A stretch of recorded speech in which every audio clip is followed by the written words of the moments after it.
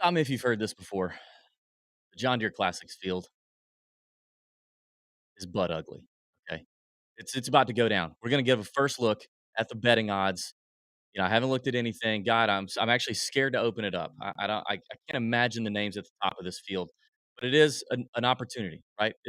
It's Monday, and I present to you an opportunity to gamble, to win some money, maybe do a little bit extra research when everybody else is slacking and sleeping, you know, and maybe find some value here at the John Deere Classic, which is a place where we've seen some long shots hit. We've seen Michael Kim 300 to 1 won here. Okay, coming off of three missed cuts. Lucas Glover won last year, like 70 or 50 to 1 or something like that. Actually, what did he?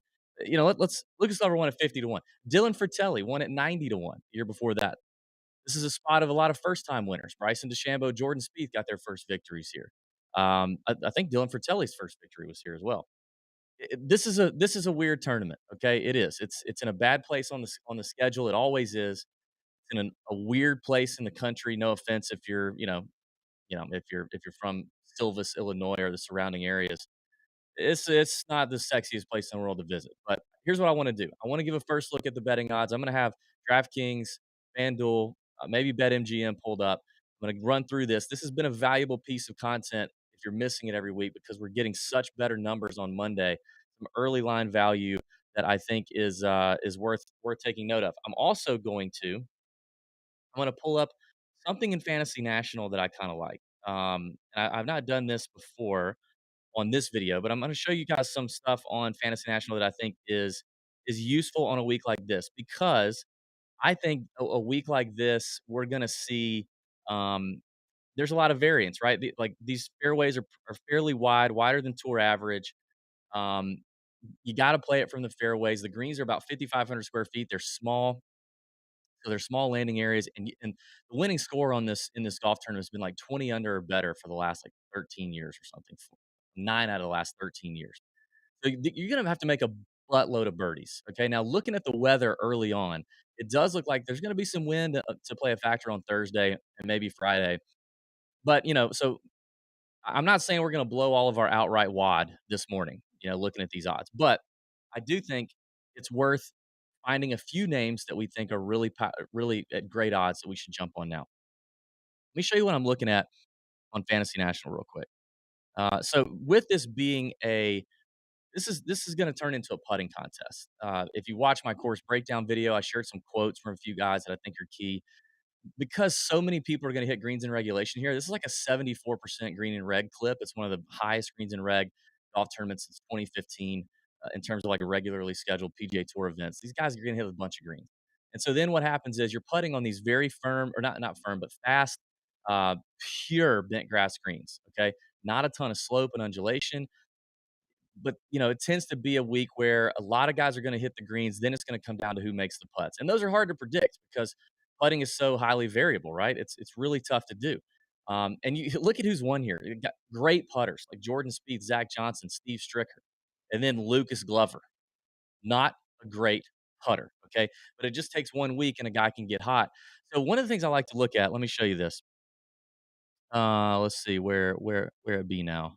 Is this it? No. Here we go. One of the things I like on Fantasy National is this. It's called a rolling report, and what this does when you come to the main page, you just click the drop down here. And you click rolling report instead of picking your rounds, and then you're going to pick one stat to highlight. So I've highlighted strokes gained putting here, and now I have not filtered it to bent grass only, just because I don't know that that really matters as much. But why I like the rolling report is you can get a full view, long term. We're looking over here, long term last 100 rounds, all the way down to their last 4 rounds. Now, I would not wait the last 4 rounds very much. So I've starred some players who I think show some level of consistency. And in a field like this, some good putting upside. Okay. Now, if they've got the last 8 rounds, or even sometimes the last 12 rounds, not very good, but the long term is pretty good, I've starred them. So as we're looking at this board now, right now, Fantasy National doesn't have prices out or odds out, so they're not really, the salaries are off. But if I show favorites only, and you scroll, like you can see all this green here. I hear my freaking dog barking right now.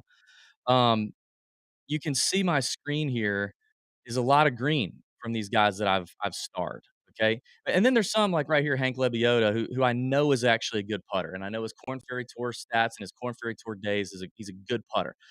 Plus his long-term PGA Tour rounds, good putter. He's not been great the last 12 rounds. Something to consider, but I still consider him a really strong putter.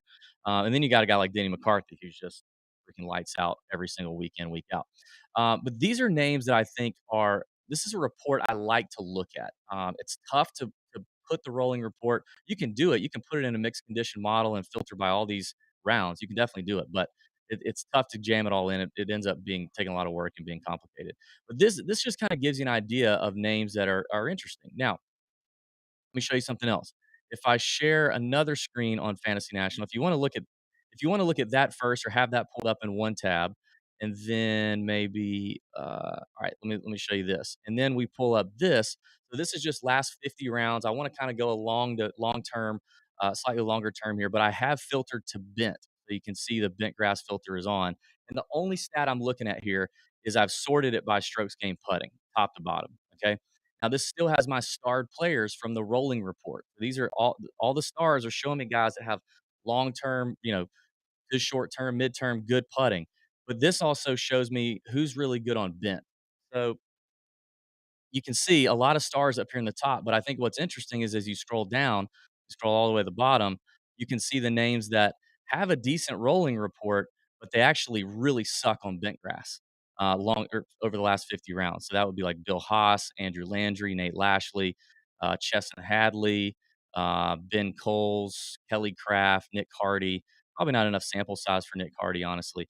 Scott Brown, let's see, Sahith, probably not a big sample size on him either. Michael Thompson, Vincent Whaley, and then we're kind of getting into kind of the middle of the pack here. I think that's something interesting too. If we're trying to predict a putting contest, which is hard, I think these are both some tools that we could use to kind of start narrowing down guys who we think could get really hot with the putter, and I think that's important. All right, let's dig into the odds. Here we go. Top of the board. How ugly is it going to be? Oh my God, Daniel Berger and Adam Hadwin are co-favorites. F me running. Jeez, this is gonna be ugly real quick. D Berger and Adam Hadwin 12 to 1 on DraftKings. Who are the favorites on? Okay, Berger, Webb Simpson 12 to 1 favorites on FanDuel, and Berger is a standalone favorite at 11 to 1 on BetMGM.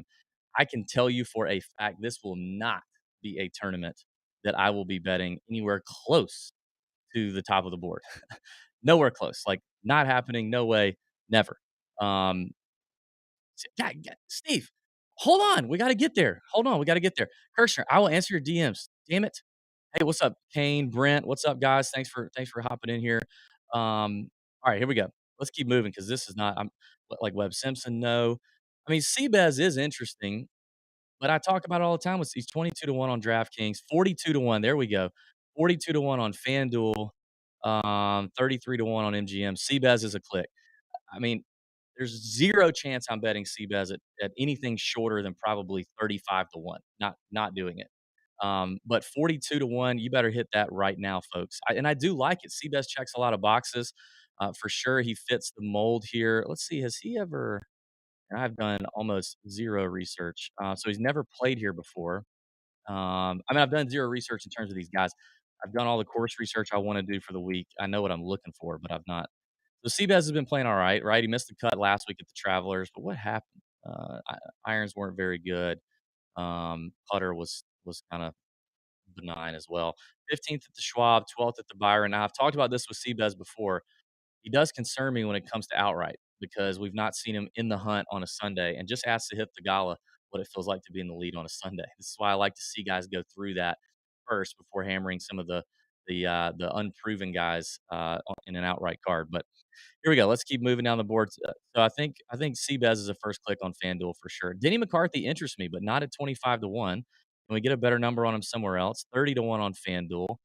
28 to 1 on BetMGM. Oof, like that's still 30 to 1 on FanDuel is still a little short if you ask me. But I could possibly beat. No, I don't think I could. In the last 3 years here, 34th and two missed cuts. I don't think I can bet Denny to win. All right, let's keep moving. Charles Howell III. I think CH3 has a pretty good record here too. And he played pretty good last week. Yeah, CH3 has a good record here. He can kinda use his combo of distance and accuracy. He's still a longer hitter, man. Like, Charles Howell can still move the golf ball, as old as he is, right? And if he's watching, which he's not, shout out CH3, love you, buddy. But, he can use driver a little more here, maybe more so than he could at TPC River Highlands. He gained almost 5 strokes off the tee last week. I love that. Lost, almost 4, gave 4 back with the irons. I don't love that. But let's see here. Yeah, I mean, his record at the Deere is fantastic. He's played here 2, 4, 6, 7 times since 2012, 1 missed cut, a 33rd, a 23rd, a 19th, a 16th, a 6th, and a 23rd. Like, CH3 is worth a click, but maybe not at 25 to 1. My phone's ringing. God, why does that happen? So let's see if we can get a better number. 34 to 1 on FanDuel. FanDuel's got the better numbers up top so far, and 33 to 1 on BetMGM. I don't know. What do we think, guys? Oh shit. Does it say Travelers? Damn it. Thanks, Johnny. I didn't mean to do that. Oh well. All right, here we go. Keep on rocking. Maverick, no. I think Maverick's still kind of broken. Didn't we kind of see that last week? I think I said that might happen. And what did he do? He missed the cut. Yep. Okay. Let's keep moving. I'm not ready for Mav yet. Scott Stallings knocking on the door a little bit last week. Definitely a good putter. He's one of those that I had starred when I looked at the rolling report. 37 to 1 on FanDuel, 50 to 1 on BetMGM. 50 to 1 Scott Stallings at the Deere, veteran player. I could kind of get down with that. Let's see what Stallings' record is here. Yeah, he's got a solid record here too at the Deere. Let's look at T8 at the Travelers, T4 at the Schwab a few weeks back. Like, he's been very boomer bust. And he's a two-time PGA Tour winner. Now, it happened in 2012 and 2014, but you know he's a veteran. Gained 7.2 strokes with his irons last week at the Travelers. I like that. Stallings might be a click at 50 to 1. So let's keep moving. Patrick Rogers popped out to me too a little bit. I think he's nearly won this before. Really good putter when you look at the rolling report, long term, short term. 37 to 1 on FanDuel. 40 to 1 on MGM. What do we think about Patrick Rogers? Oof. Um, he always scares me. I never get him right, but let's look him up. This is one of those events where like everything's gonna scare you. Yeah, he almost won this in 2017. Finished runner up. Got a good record at the Deere. Putts best on bent grass surfaces. I like that. Um, let's see. Yeah, he's done all right at the Deere. He's actually never gained strokes with his irons here, except for back in 2013. That's weird. I guess he's not a great short iron or wedge player, but he's playing well. Um, that could be an option. Patrick Rogers at 40 to 1. Boy, this is a dog ugly field here. Sahith. All right, I see people in the comments asking, I think I saw somebody ask about Sahith, maybe not. Maybe I made that up. Um, Tough week again for our boy, like, for everybody's boy. Like, everybody loves Sahith. He's just a good dude. 29 to 1 on FanDuel, 33 to 1 on BetMGM. 35 to 1 on DraftKings. That's the best for him. That uh, I don't know, man. I don't know if I feel like that thing's probably juiced up a little bit after last week. He's not proven to be a super strong putter here in his PGA Tour career. Although I know coming out of Corn Ferry Tour, he was a decent putter. Obviously, it's his first time playing the John Deere. That's tough, man. I mean, I know he's been in contention 2 out of his last 3 starts at the Memorial and the Travelers. I don't think I wanna hit it at 45 to 1, honestly. Um, just I don't think I do. Yeah, maybe bet him top 10s. Yeah, that might be alright, Steve. Bet him top 10. That had to take a lot of emotional strain for Sahith. Adam Long, I noticed Adam Long, strong long-term putting as well and short-term. 37 to 1 on FanDuel is a good number for him. 40 to 1. BetMGM's the best number. We'll see. We'll kinda see how and maybe come back to him. Brendan Todd, God, he killed me, man. Oh, he killed me last week. Absolutely killed me. The Todd father, I was all in. You guys know I was. I led everybody astray, and for that, I apologize. What did he do last week? Well, he didn't gain 5 strokes putting, which is normally what he does. I think he missed the cut on the number, maybe 1 2 shy, either 1 or 2 shy. He had a better second day. Um, Ended up losing a stroke and a half on approach. Didn't gain strokes off the tee like I wanted him to. His record at the Deere is also not great. Yeah, no, no, I'm backing out on B Todd. Maybe he's a DraftKings play. Um, uh, who else? All right, let's keep working down. Nick Hardy, 45 to 1 on DraftKings. Hardy's interesting. I talked about him last week. 37 to 1 on FanDuel and 33 to 1. Wow, best number on DraftKings for Nick Hardy, 45 to 1. Talked about him last week. I felt like, a kid like that, runner up at the Corn Ferry Tour event. Then he has all of a sudden has a couple good weeks on the PGA Tour with a T35 at the RBC Canadian, T14 at the US Open, then T8 at the Travelers. Um, and Nick Hardy's was a great putter at the Corn Ferry Tour level. Putted well this past week at the Travelers, gain strokes off the tee. I like where Nick Hardy's at right now. This could be, he's actually played the John Deere twice too, believe it or not. 2017 and 2018 made the cut, finished 55th and 43rd. Hardy's interesting. I mean, the kid's confident right now. Um, this will be his fourth week in a row. I think 45 to 1 is worth let's table it. Let's put it aside and table it. Alex Hack, I see you like Nick Hardy. I can't believe I didn't change the freaking title to the damn whatever. Alex nailed the top 20 on Hardy. Good job. Well done. That was like 6 to 1 or 9 to 1, wasn't it? I think we talked about that here. All right, let's see. Let's keep looking. We're getting to Lucas Glover territory, defending champ. Probably not. I mean, are we going to catch lightning in a bottle and have Lucas Glover? What did he do last year? I wonder what were his strokes gained putting here last year? Because it had to be off the charts. Uh, yeah, he gained 3 strokes putting last year and gained 7 on with his iron play. That's pretty solid. Lucas Glover's been on tour a long time, and he's not gained over 3 strokes putting a ton. So, I'm not doing that. I don't believe in that happening again. John Huh. I know our boy Pat Mayo was talking about John Huh, but I think I'm out. Nick Taylor, I'm probably out. Cam Davis, 50 to 1. Fizzled on the weekend at the Travelers. Where is he on FanDuel? At 40 to 1 on FanDuel, 50 to 1 on MGM. So let's look at Cam D. I don't mind little Cam Davis. Played here twice, finished 53rd and 55th. Uh, Long term, a good putter. He's one of those I had starred for sure. Tends to gain strokes off the tee. Gained 3.6 strokes at the Travelers last week, and that's at a little bit tighter, tighter fairways. I think this could bode better for him. Cam D is a possible click at 50 to 1. So let's do that. CT Pan, I'm not doing that right now. Fratelli, past champion here. Don't think I love Fratelli, but we can take a look. No, I think I'm out. Not on Fratelli. Lanto's interesting. Actually, Lanto's sneaky good putter, 65 to 1 on DraftKings. Let's see. Now he's only played here once. It looks like finished 60th back in 2018. I don't love where the ball striking's been for Lanto lately, but and the form is not his best. But we've seen guys with poor form be just fine here. Let's see. He's 55 to 1 on FanDuel. 66. 66 is the number on BetMGM. Possible. I'm not in love with it, but it's possible. Okay. Steve asked a good question. I like this question, Steve. This is a good question. When you become concerned about successive tournaments played? First of all, love your word successive. Okay, so we've been doing this 7 years. We've interviewed a lot of tour pros, and we've gotten these answers from guys like Kevin Kisner, Brooke Koepka, Charles Howell. I think Tony Finau's answered this before when we've interviewed those guys on the podcast. You have to go deep into the backlogs of the Tour Junkie show to get that. But most of them will say that after 3 weeks, you start to worry about it a little bit. That starts to wear down.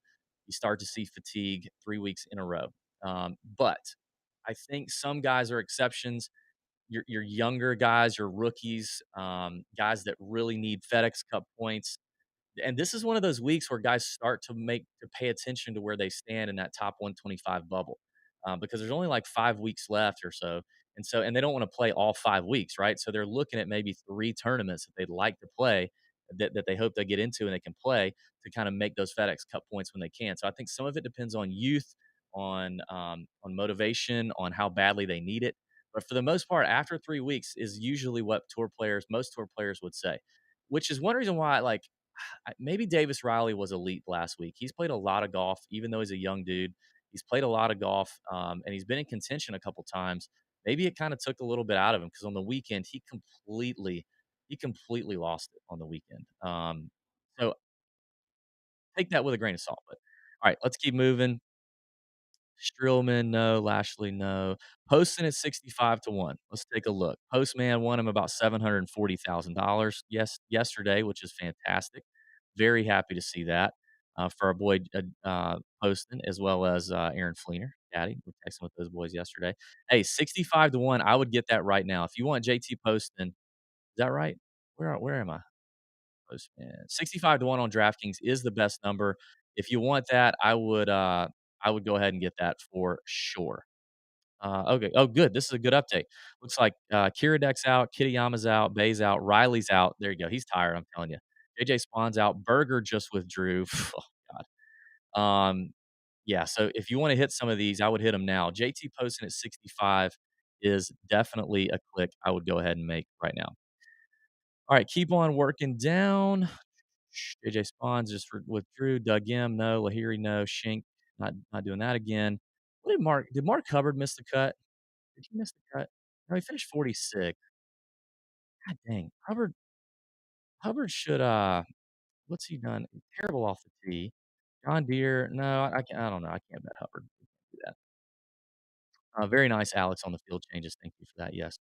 Patton Kazire at 80 to 1 is good value. I don't know. I don't care what you think about Patton Kazire. I don't care how irritating he makes you, how irritated he makes you with his sometimes erratic play. But he's played the John Deere fairly well in the past, and he's got upside. So let's see. Patton played here 3 times: 25th, 30th, and 11th last year. And right now, not coming in the best of form, but neither did Michael Kim, Dylan Fratelli, or Lucas Glover. Like none of them did. So I think Kazire at 80 to 1, is that the best number on him? Let's see. FanDuel has him at 65 to 1, and BetMGM just nope, no, that's not what I want. BetMGM, where is he?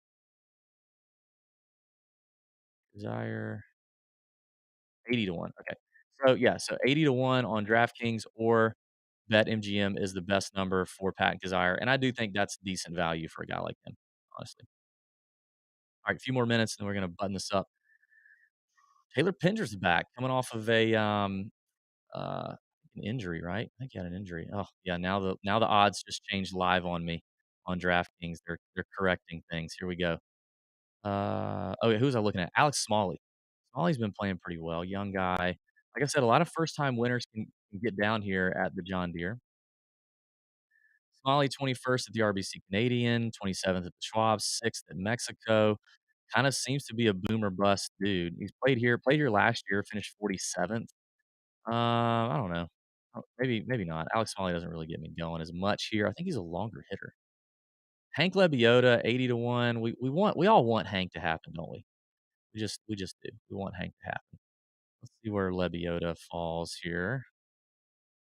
80 to 1 on BetMGM, and Lebioda 70 to 1 on FanDuel. So if you like a little Hank, 80 to 1, I could hit that, but I don't know. Lipsky, no. Ryan Armour, no. Smotherman, yeah. Somebody was asking about Smotherman in the chat. I don't know. I don't know that Smotherman's quite ready to win. I continue to like a lot of top 20 bets on Smotherman, top 40 bets on Smotherman at longer numbers, but I don't know that he's ready to win it yet. Stefan Jaeger, no. Ryan Moore, God no. Yeah, now we're getting into this weird territory. This is some really ugly, ugly numbers. Chad Ramey, I kind of like Chad Ramey's fit at TBC River Highlands and here. I didn't he missed the cut last week. Probably not gonna be on that. Lebiota 100 to 1 at Caesars. Okay, Steve Dubb bringing in the better Lebiota number. Thank you, sir. I wanna move quickly here to wrap this up. Let me just see if there's anybody at the bottom end of this that I think we should look into. Snedeker. Wesley Bryan always gets me a little bit. He's 200 to 1 on DraftKings. Maybe we'll hit the longer shots later. But so for now, let's recap. Names I think we gotta hit right now. JT Poston is 65 to 1. I think we hit. We ride the good momentum. He still needs some FedEx Cup points for sure. I mean, yesterday helped him a lot, but he's had a lot of miscuts this season. But I think great course for JT. Played well here in the past. I think JT at 65 to 1 when these other books have him at 40 and shorter is worth a look. I think there's good value there for sure. I think Seabez at 42 to 1. You need to hit that on FanDuel right now if you like a little Seabez, which I do. Um, in a tournament like this, I'll take the first time winner guy who's never really been in contention all that much. I think Patrick Rogers at 40 to 1 on BetMGM. I'm interested in going ahead and hitting that one. Adam Long at 40 to 1 on BetMGM. Scott Stallings at 50 to 1 on BetMGM. And then on DraftKings, Nick Hardy at 45 to 1. Yes. Um, I don't think I'm ready to click on Sahith, right? I'm probably gonna miss Sahith because he's probably gonna shorten up a little bit. Nick Hardy at 45, I'll click. Mm, Kazire at 80 to 1 is just good value, I think. I'll do that. I think that's probably it. I mean, Denny McCarthy at 30 and Charles Howell at 34. If you like those guys, I think they're worth a look. Howell at 34, I like a little better. If those numbers get any shorter, I'm not touching those for sure. Any other questions, comments in the chat? Throw them out to me. Thank you again for uh, chiming in. Give the video a like, thumbs up, subscribe if you don't mind, and check out covers.com. Covers.com is where it is at, y'all. It's, if you're betting, if you enjoy betting, if you enjoy uh, DFS, well, no, mainly betting, but betting on any sport, Covers has you covered. They got a great forum in there with over 500,000 members. It's all free. And they've been doing it for 25 years, guys. They know what they're doing. So covers.com is where it is at. Check them out. Any other thoughts? Yeah, sorry, Street Pound. I mislabeled the freaking thing. It's not Traveler's Pick. It's damn John Deere Classic. I mean, you know what I mean? Any qualifiers worth a look? I mean, yeah, maybe. I mean, I don't know who's qualified so far. I haven't even looked at that. You talking about like Monday qualifiers? It's probably not happened yet or finished yet. Um, but maybe, yeah, maybe. It is the John Deere. A lot of things can happen at the John Deere, okay? Thanks for watching. Thanks for tuning in. I do think you need to hit some of these, go ahead and commit now, okay? Don't blow your whole bankroll right now on outrights because we wanna wait and see, does there become a weather advantage? We'll see if there's any more withdrawals, um, and, continue diving into the process, press conferences, all that stuff. A lot of the information we give you in the Nut Hut, you're gonna wanna know. So don't blow your whole wad on the outrights on Monday, but I do think it's wise to go ahead and at least get down some cash on the guys you really like at the numbers they are now. Listen, if the numbers get longer, add to your position if you want. If they get shorter, you've got them at the best number you can get them on Monday. But I think a lot of these guys are going to be shorter with withdrawals and as people start firing bets and the community starts hitting these numbers, the betting community starts hitting these numbers are going to get shorter. But I think the best values on the board I gave them to you, and I think they're worth a look. So thanks for watching. Thanks for tuning in. May your screens be green and bend over, you book. See ya. What am I doing?